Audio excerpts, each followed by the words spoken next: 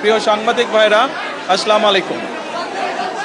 আপনাদেরকে এবং আপনাদের মাধ্যমে প্রিয় দেশবাসীকে আমি আবারও আজকের পবিত্র ঈদুল ফিতরের ঈদ শুভেচ্ছা জানাচ্ছি। ঈদ মোবারক। বহু বছর পরে আল্লাহ রাব্বুল আলামিনের ইচ্ছায়, বাংলাদেশের মানুষের দোয়ায় আমি এবং আমার পরিবার দেশের মাটিতে দেশের মানুষের সাথে ঈদ পালন করতে সক্ষম হয়েছি। তার জন্য আমি প্রথমেই আল্লাহ রাব্বুল আলামিনের দরবারে শুকরিয়া আদায় করছি। আমি এই দেশের একজন নাগরিক হিসাবে আল্লাহ রাব্বুল আলামিনের কাছে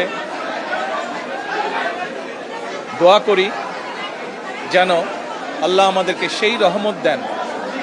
আজ এই ঈদে বাংলাদেশের মানুষ যতটা নির্বিঘ্নে বা যতটা শান্তিতে ঈদ উদযাপন করতে সক্ষম হয়েছে, ইনশাল্লাহ ভবিষ্যতের ঈদগুলোতে যেন আরও বেশি শান্তিপূর্ণভাবে আমরা ঈদ উদযাপন করতে সক্ষম হই, দেশের সকল শ্রেণী পেশার মানুষকে সাথে নিয়ে।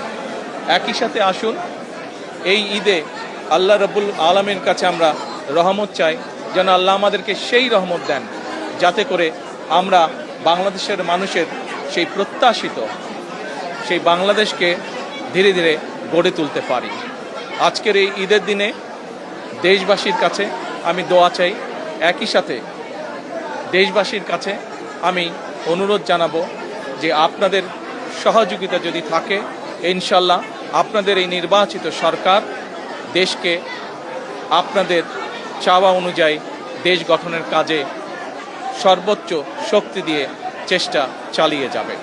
সকলকে আমি আবারও ঈদের শুভেচ্ছা জানাই। সকলে, দেশের সকল মানুষ, দল মত নির্বিশেষে সকল মানুষ ইনশাল্লাহ ভালো থাকবেন, সুস্থ থাকবেন।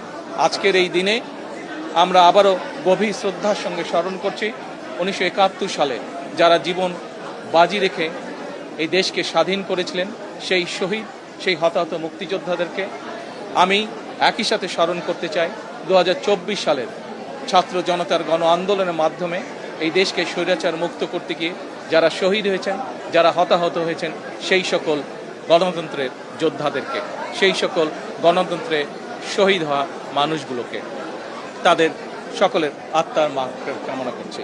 সকলকে আবারও ঈদের শুভেচ্ছা। ঈদ মোবারক। আসসালামু আলাইকুম।